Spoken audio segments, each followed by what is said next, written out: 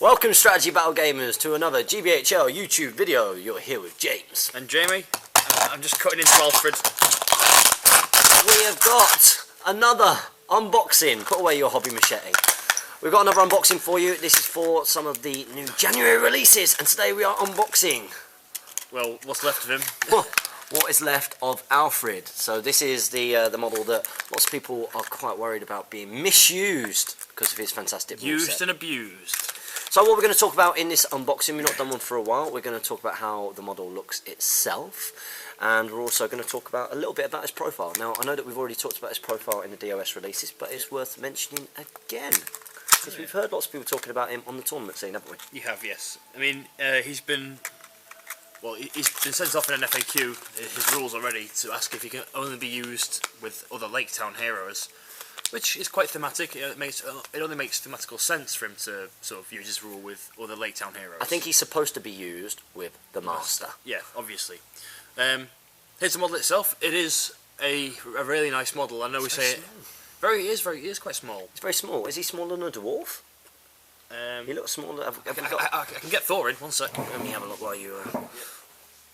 Now, one thing to note here, instantly, what a huge amount of detail.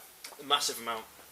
Huge amount of detail for such a small model. And not on sort of like relatively sort of, abbreviated comments, easy things either, like armour, where armour can be quite like plate. This is all fabric and sort of fur, so... yeah, so you look at the fur around the top of his boots themselves, going up the fur lining of his jacket. I was going to say, the lining of his jacket is the thing I instantly noticed. His belt buckle and the way that his shirt has got the ties going across. Even his book looks good.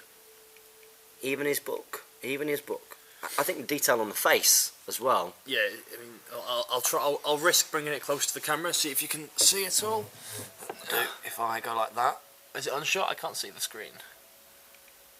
No. We can see it a bit. There we go. Yeah. We go like this. This is what he looks like. Yep, it's focusing. So that is our Alfrid. So I don't know if you can see there the detail that we're talking about, the fur linings, the face, very detailed, very cool model. To bring him on scale, this is the size of Thorin the Young, and yeah, they are literally the same size. Thorin's probably a little bit taller, actually. Yeah, Thorin's maybe a touch taller. Interesting. So he's a small dude. Yeah. He is a small dude. Now, we have seen on the Facebook page and on the One Ring a few people talking about picking up Alfrids. I know a couple of people have found a few sort of little bubbles in the Finecast. On first look, though, I can't really see too much wrong with him. I don't see anything wrong at all, but obviously when I start painting and priming, that's when I'll see the faults if there are any. Well, we mentioned before is that maybe we're not the best people in the world to notice some of these faults, because other people seem to notice more than what we notice. Yeah, definitely. They know what they're looking for when it comes to faults in the Finecast. But this model looks great. I'm pretty sure you're looking forward to getting him painted up. So let's talk a little bit about his profile. We did do this in the Desolation of Schmaug December fortnight. Yeah, fortnight. Never ended up being. Never ended up being December. Never ended up being December, no. That would have been a lot of content. Let's see if we can find him. Where is he? There he is. So, Alfrid the Councilor, the man. The man, the myth. He's cheap. He's very cheap. He's 20 points. He's very cheap, 20 points. Yeah. And we were hoping that it would also be very, very cheap to have him leading a warband. Yeah. Might be cheap on the battlefield. But not on the wallet. No. How much does he cost? He was £12, but I got him at Element Games, so it came to about £10 something. £10 something. Or so just less than £10, I can't remember.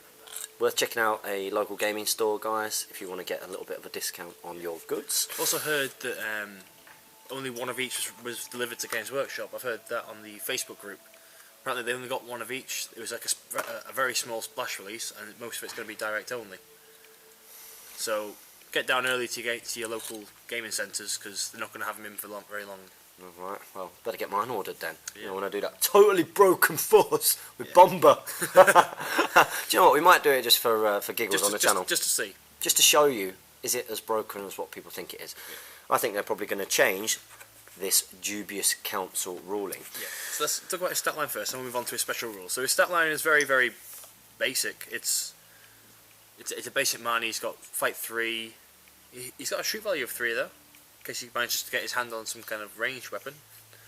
But strength 3, defense 3, 1 attack, 1 wound, and courage 3, with no might, 3 will, and 1 point of fate. So he is going to go down easy to bowfire.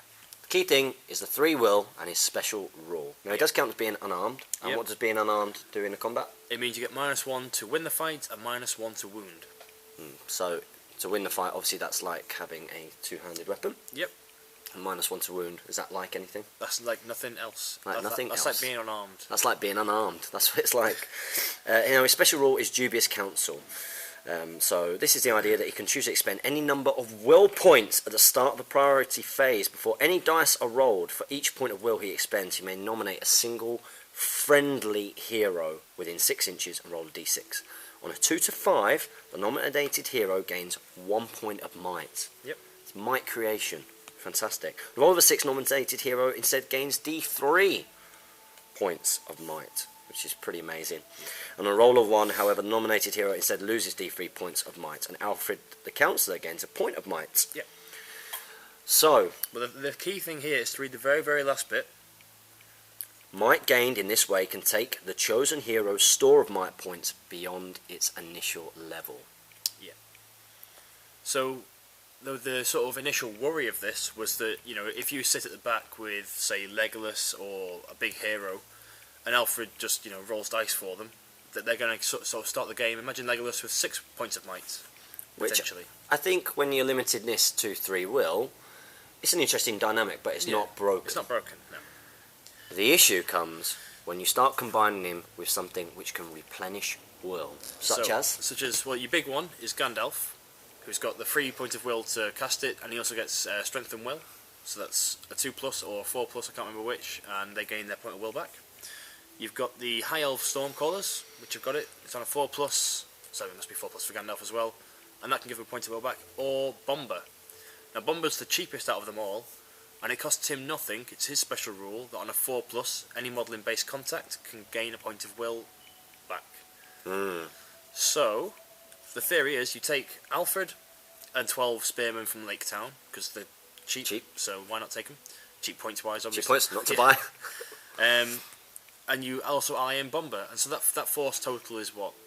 72, 82 plus 45, 127 points to get 2 characters who are going to potentially constantly regenerate might, and 12 cheap spearmen.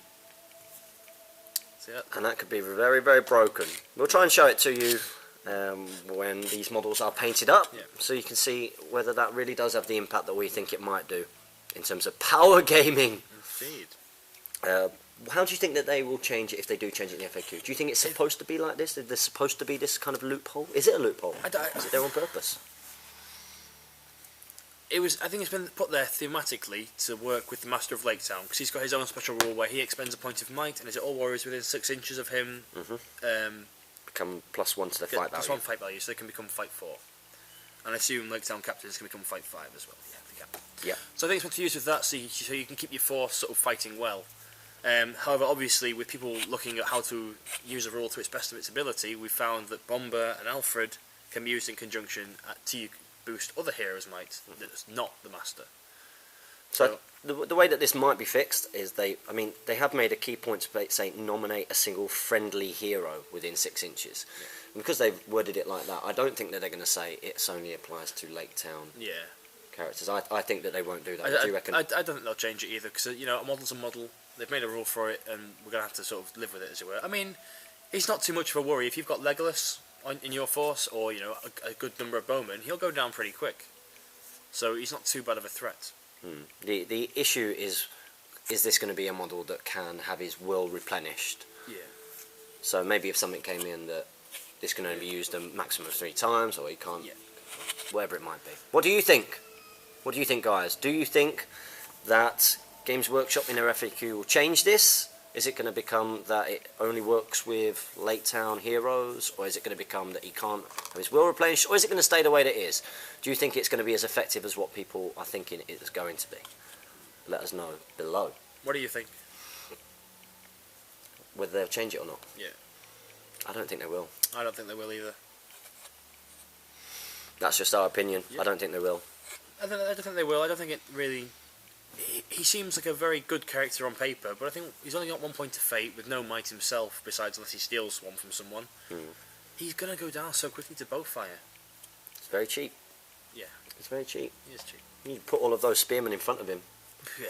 For 12. 1, 2, 3, 4, 5, 6. Just in one big long line. 12 in the ways. Have Legolas. Yeah, Legolas auto hit. Yeah. Keep him out of range though. Maybe. We shall see. I don't think they'll change it, although maybe a rule like he can only do this 3 times. So or the master or someone, yeah. maybe. So that has been our unboxing Yeah. of Alfrid. We both agree this is a gorgeous fine cast model. Lots of detail on such a small model. Very much so, yes. We can't see any flaws, but we have the untrained eye. Yeah. Any air bubbles or anything? No. All seems to be there. There's a little bit of flash that needs to be clipped off, but that happens in every model. Of course it does. So comment, like, share and subscribe. And support your Hobbit hobby. Happy strategy battle gaming.